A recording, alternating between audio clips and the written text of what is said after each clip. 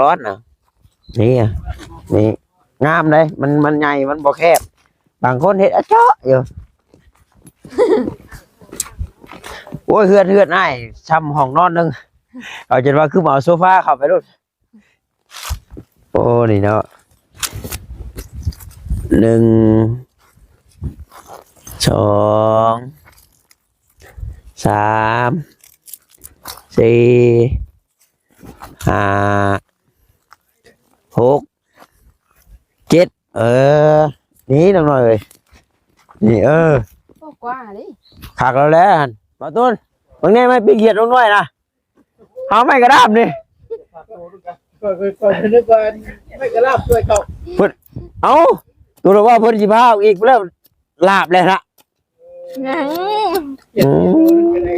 จ้าเดี๋ยวชิบท่วงเราเบิ้งอ่ะชิเบิ้งกัน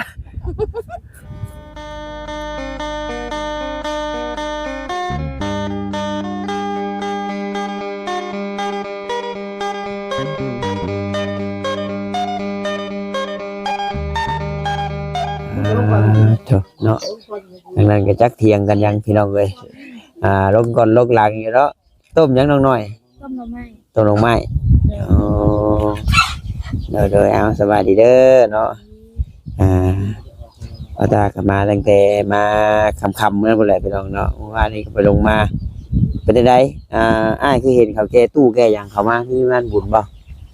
แต่ตู้ที่บ้านค่ะบ่อันยังบริเวณบ้านได้ดอกอ้ายเห็น2 คันแกขึ้นมาทางนี้น่าจะมือ2 คำบ่จะบ่ด้านแม่นได้เดี๋ยวละเตรียมเนาะเตรียมไว้ใส่ต้มมาลายอยู่บ่หน่อไม้กันนี่ถุงนึงบ่นี่โอ้นี่หน่อไม้สดหน่อไม้บ่ยาวชื่อนี่เถอะเนาะคักแล้วฉันปูนมามื้อนี้มีไม้มาเพิ่มไปได้บาทนี่พี่น้องเนาะมีไม้มีสังกะสีมาแล้วใกล้แล้วเมื่อยลงหน่อยเป็นแบบทุลงเฉลงเยอะคือบ่สบายยังแหละบ่ได้กินมีเห็นบ่พอมีบ่ฮะมากอกเลยมีเลยมีเลยดิว้าวสิดอกน้องมันยังน่าจะแซวอยู่มันกินบ่แล้วจักมีน่ะโอ้เนาะกินข้าวเช้าเลยยังอยู่น้องก็เห็นทำแม่กินอยู่บ่คือเราบ่ยังบ่อยากโอ้เนาะหน่อยแห้งผมมีเวลากินได้หน่อยกินแกงไม่ได้เนาะมายาวว่าจะเป็นคนแกงมึงเนาะให้โยสัตว์พี่น้องเบิ้งไว้มาชองเบิ้งนี่เปิดก่อนพี่น้องเนาะโอ้ได้ลายได้บาทนี่แสดงก็ครบไปได้นี่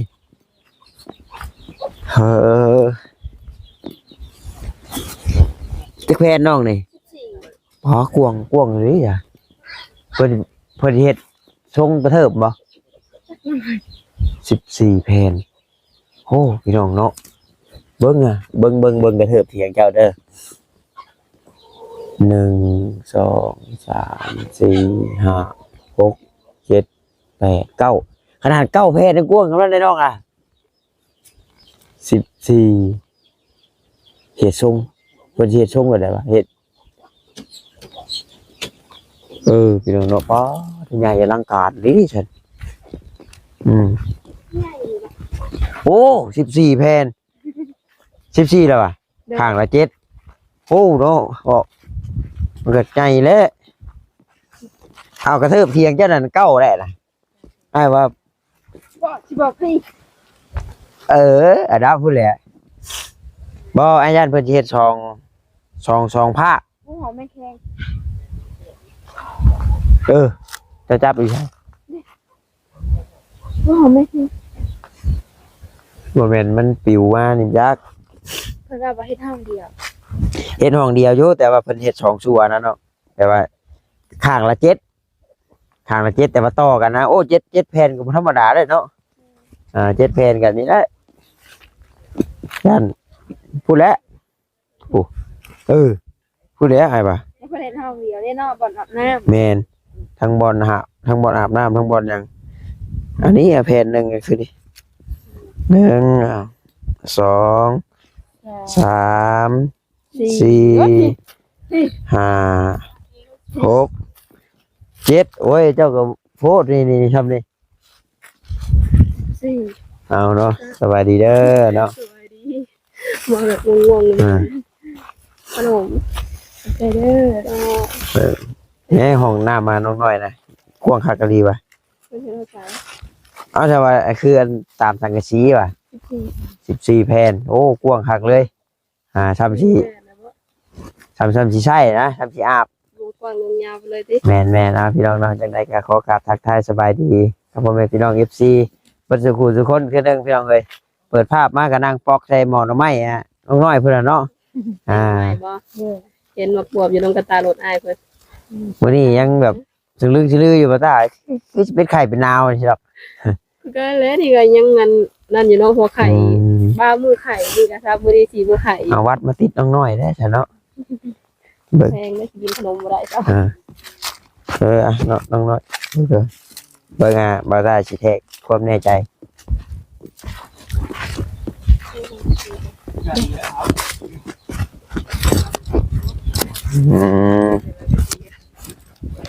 เนาะ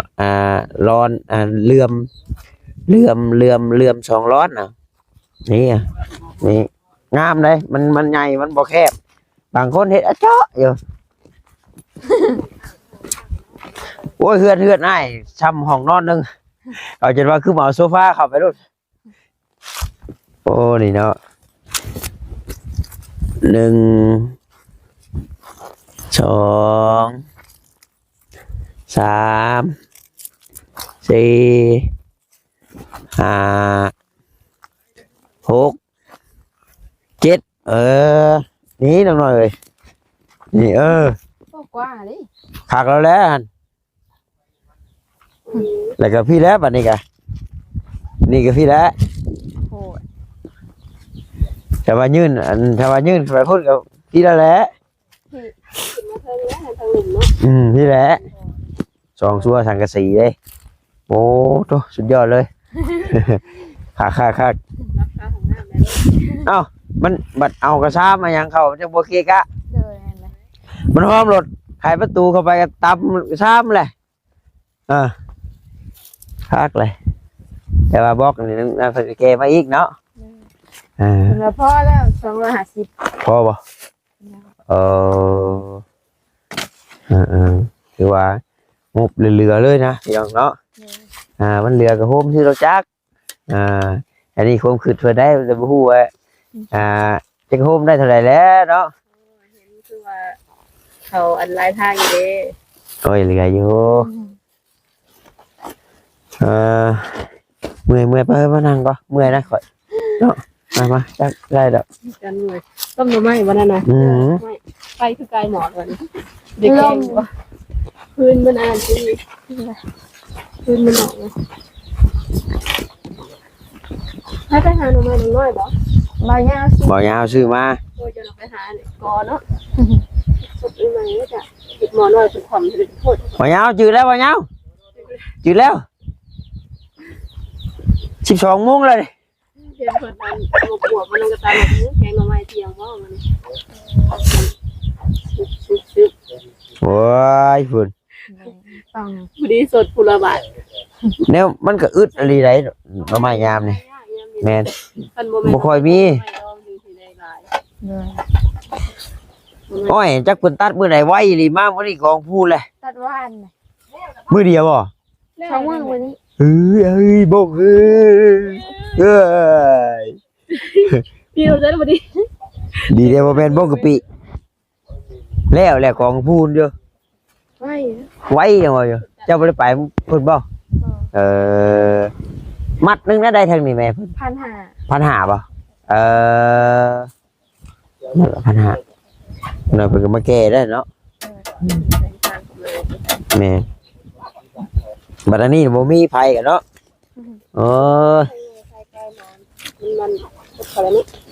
บางทีเพิ่นเก่งไว้ดอกว่าคุ้มใส่ก่อนค่อยกี่ว่ามากินกระปุ้นเอื้อนน้องน้อยอยู่โอ้ยเสียงแหบซ้ำเนาะกิ กินน้ำแจ่วปุ้นสิบ่ตื้มบ่นี่ว่ะบ่เลยสิเอาอยู่บ่เฮ้ย เอาเนี่ย กระปุ่นแหล้วจะเอาสิมาได้มื้อวันที่2นี่เนาะไผสิบ่อยาก บุญของเขานะ บุญของเขาแล้วจะเห็นบ่เพิ่นแก่ตู้เข้าไปนะ วันนี้วันที่ยังวันที่หนึ่งวันที่หนึ่งที่สาม เอ้าเพิ่นก็สิเฮ็ดมื้อวันศีลมาจัก สองค 2คำฮะ ำบุญสองค 2คำบ่ คำมันเป็นวันที่ เอ สาม อ มันไหลคำมันเป็นอะไรวันที่ แสดงว่ามันก็เบิ่งเด้อมื้ออื่นนี่ก็เป็นเพลงไงเนาะฮะไปแล้วอาจารย์โดยเอาเดินทางปลอดภัยขึ้นเซปูนทางนั้นเนาะเซปูนแล้วมีอะไรดีล่ะพี่น้องเอ้ย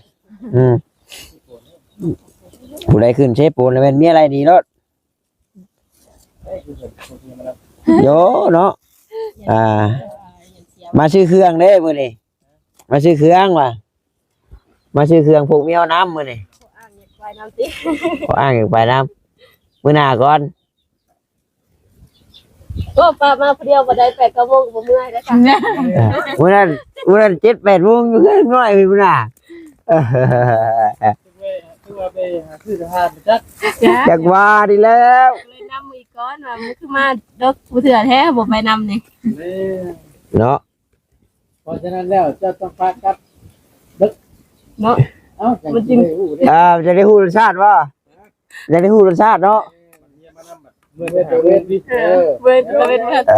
เนาะญาติเด้อ บ่ได้รถแพทย์นำบ่ได้กายังอยู่ เฮ็ดหยังจะน้องน้อยมีบ่ไปโคมน่ะสิพาเพิ่นไปการเขียดแรงนี่ เหี่ยว เนาะเอามื้อนั้นจนว่าพี่ลอกว่าเพิ่นมาการเขียดเนาะน้องน้อยย่างแซวมาเพิ่นมาการเขียดนี่ จนเด็กไงเด็กจะไปการเขียนได้ดิ เอามาเลยได้มื้อนั้นน่ะ การเขียนน้อยนะ เลยเจ็ดน้อย เขียดน้อยเขียดจะหน้าแล้วเดี๋ยวแซวมา คันรถนึง เอารถไถมาจอดไว้พี่เนาะ เรียกว่าเขียนอยู่ที่ลายดิสารพัดไทยผม เอามันมีเป็นห่วยใหญ่บ่ หวยพ่อหวยน้อย จังว่าห่วยอันนี้นี่มันโค้งลงไปทางเบิงเดอร์จังว่ามันไปต่อกันกับอันมันโค้งลงกันมันบ้านนั้นอย่างว่าที่ค่ายทหารนะ อันนี้หวยมันไปจอดอยู่เช่ผู้ใด เออ มันลงเช่ผู้ใด โอ้อันเชนว่าจะ เจอกระเจ้าแข่งเรือดิ เชนเชซำซอยบ่ ผมเห็นนะ เชซำซอยเนาะอยู่เห็นเนาะตัวเชอังตะพรบ่ล่ะ แต่ว่าเราไปสั่งอ่านป้ายแต่ว่าที่เดินที่เราเห็นค่ะ โอ้พอแล้วจ้ะเจียบมะนาวก็มีบ่ยำ บ่มี เพิ่มไอก็ กินแล้วค่ะ còn cứ aiเอา พอกันไอแข่งกันจับลง เอาไว้เดินชาติบ่ มาพี่น้องเนาะสิเฮ็ดไม้หนีบเกียดปิ้งเกียดเฮ็ดเป็นอยู่บ่ ที่ไหนเขากินรู้แค่ที่อยู่ บ่ต้นบางแน่ไม้ปิ้งเกียดลงน้อยนะเอาไม้กระดาบนี่ ก็นึกว่าไม่กระลาบช่วยเขา เอ้าตัวว่าเพิ่นสิพาอีกแล้วลาบเลยละ งั้น จ้าดอกสิบ่ท่วงดอกเบิ่งอันสิเบิ่งก่อน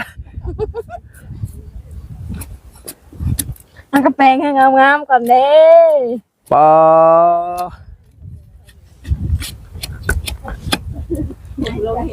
เคยเฮ็ดอยู่บ่เด้บาดนี่ ตรงนี้นะ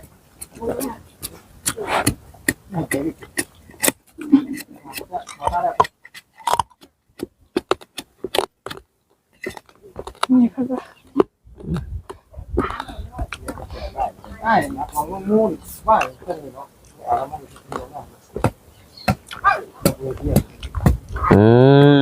เพราะว่าแบบนี้ ให้เขียนที่ของนี้ เลยสองหาก็บ่เห็นสองหาก็ เบิ้งมาเนี่ยไม่ปิ้งอ่ะอ๋อ ปิ้งปลานินโดนนั้น เอาไปแล้ว ปิ้งอยู่แล้วกันอยู่อุ้ยมีกระปอมนำไหม เบิ้งอ่ะ ไม่ถึงโฟกัสมือวันนี้นะ บ่กัดหรอก เบิ้งอ่ะไงบ่เกี่ยวเอาตายเลย มันได้ได้อันมันเจ็บเนาะมันจะกระเด็น เนาะมันหิวน้ อยู่ได้อัน ขาเนาะปลอมนี่ปลอมกัดมือมีหาย ไอ้รามเนี่ย ตันกระแดงแหน่โอ้ถ้าตัวใหญ่แบบนี้พวกพี่เนี่ย ใช่ใช่ แต่ตัวนี้ที่ไปเป็นคนทำหาน้องมาเพิ่งนี้ กระป๋อมไหมโบแลนบ่ เบอร์ นัดไปดิ เบิดแล้ว กระป๋อมมีกระป๋อมไหน ได้ละเราออกก็ได้ บ่ที่กระป๋อม เบอร์ อยู่นี่จ้ะ ไปเองมาปิ้งแซ่บๆได้ตัวน้อยได้ค่ะ พี่บ่ได้ ไม่ก็ได้ เอาขึ้นเทิงผู้ มันโลดมันบ่เอามันลงฟุตหมู่พอมันตัวน้อย รักการปิ้งเขียดนะตัวน้อยนะให้เอาหนีบก้อน ตัวน้อยตรงนี้ แล้วมันสิสลุย จบมันทำแล้ว หน่อย เด้เอาขาดเลย กระจุ่มน้ำจุ่มในก่อนดีกว่าตอกก็ได้ ใช่ตอบมาใหม่เลย แล้วน้องน้อยถ้ามาพัวไปในกระพิษกันแล้วนะ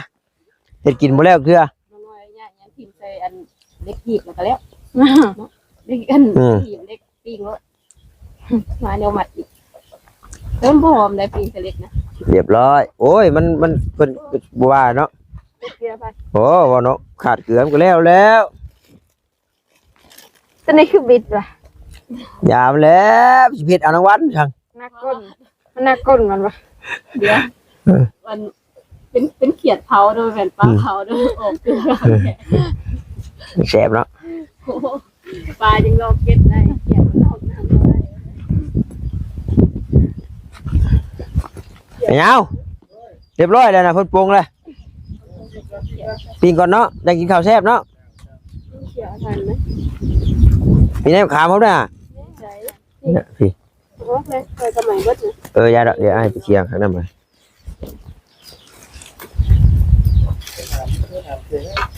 เชียมก็ลืมแล้วเนาะ เอาอันมาชูไฟอะไร โอ้มันฮอดเนาะเฮ้ย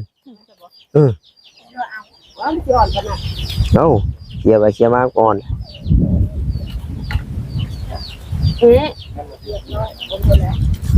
นี่อ้าวผักปานยัง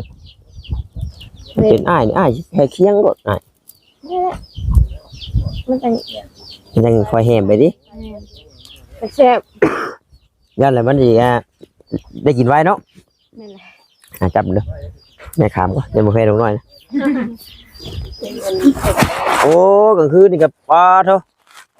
หึ่มเดียว งกพอดีอันงกใหม่ลายมันจะแข็ง มื้อนี้รางวัลที่ 1ออกได้มื้อนี้ได้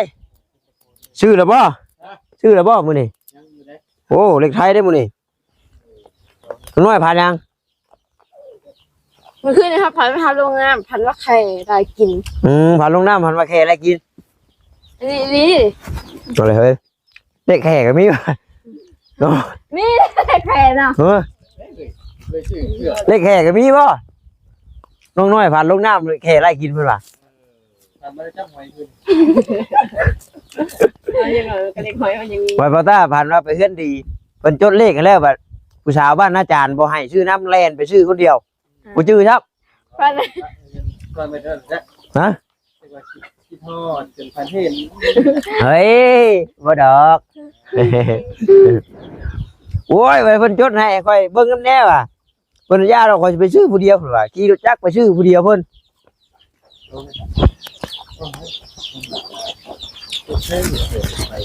ลงน้ำนี่กูห้อยออกเลขปลาก็คือออกเลขเอียนก็คือเด้อเว้ยออกเลขกบเลขเกียดโอ้เลขหน้าหานเลขหน้าก็คือบัตรแต่น้องน้อยไว้ย่างเราเพิ่นถึกเลขกูงวดเพิ่นน่ะมื้อนี้จะมาถึกอยู่จักมื้อนี้เฮ็ดจังได๋สิมีวาสนาคือน้องน้อยถึกเอาแล้วก็ไปรับบางหมู่มานั่งขายแค่ทางบ่เด้อ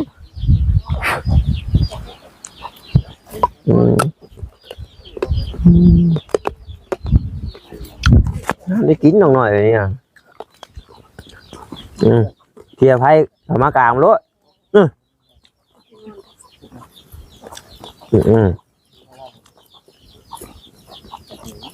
อืมขับกันยัง มาเที่ยวที่ไหน ฮะเออ เอามาจีเลย ให้มันเย็นก่อนกินอยู่ได้ได้ยินเบาตูนนกว่า เขาใหม่พ่น ฮะปลาจะไปทาน กิน นายเอวจะ มันจะขี้เยา ไงเดี๋ยวได้ถ้าพอพี่ได้บ่ เอาพ่อกาบมันยืน พอกาบเหลืองเลย เออ อันนั้นมีเลยเขามีเลยกินเล่นกาบเนาะ โอ้ว่าเผาเนาะ เอากาบเดียวมันก็เลย เห็นว่าเผากันดิ หอมเด้อหอม เคยกินตอนนั้นเป็นนางเฮียนเด็กน้อยนะเสือขาวนะจนนั้นเพื่อนมัดเอ้า คนละหมากยักษ์ บ่แล้วอันนี้เลย มันเป็นอย่างอะมัน เจ้าหมากดำๆตัวนั้น บ่นะหมากยาวๆนี่แหละกัดอันนี้ อืม เอาก็หมากมันเป็นตัวแปรๆไหลเอาปากกัดแล้วก็หุดลงใส่เสือเป็นพลอยบ่ได้หมดเลย โอ้ยห่านชุกไว้เป็นยังเดี๋ยว แบบเซ็ตหมดเซ็ตเขาก็จะมี มันยากมันเด็บบ่ยากดอกให้น้องน้อยตำหัวสิใครมันยันบ่พลาดน้องน้อย อ่า อยากลองมึงดิตอนแรกก็พากันนั่นตำเมียงเด้อ นี่ บ่มีหยัง นี่จะหมักกล้วย เอามากล้วยก็ทำได้กะหัวสิใครปลาหมูแดงเดี๋ยวอ้ายสิไปหาหมูแดง จะมาคัดเสียบางคน หรือว่ามีมะขามบ่มะขามสมน่ะ นี่เราขับทุกอยู่ ชุกเอาคะแนนนี่ปลาตำเนียนๆจะผัวใครนะปาดผ่านมากล้วยคุยโอ้ยมายาวอยากอยู่บ่ที่บ่มานี่เดี๋ยวให้น้องน้อยจัดการมาเลยมา มันโหมา อืม วันเลย อืม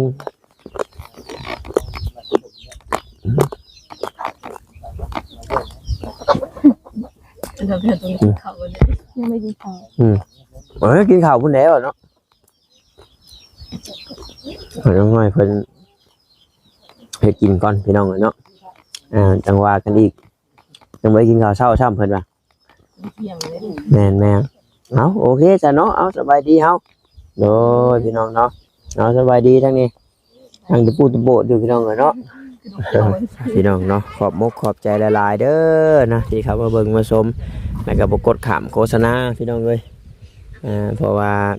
มื้อนี้จะพาสามีเพิ่นมาซื้อเครื่องนี่ก็เอาลวงมาหาน้องน้อยก่อนว่าซั่นถ้าบ่มีหยังดอกพี่น้องเนาะมาแวะมาหาซื้อต้มขนมมาต้อนมาฝากจ้ะต่างมาลิ้นมาหัวนี่แหละพี่น้องเอ้ยนั่นแหละพี่น้องเนาะสบายดีพี่น้องเอ้ยบ๊ายบาย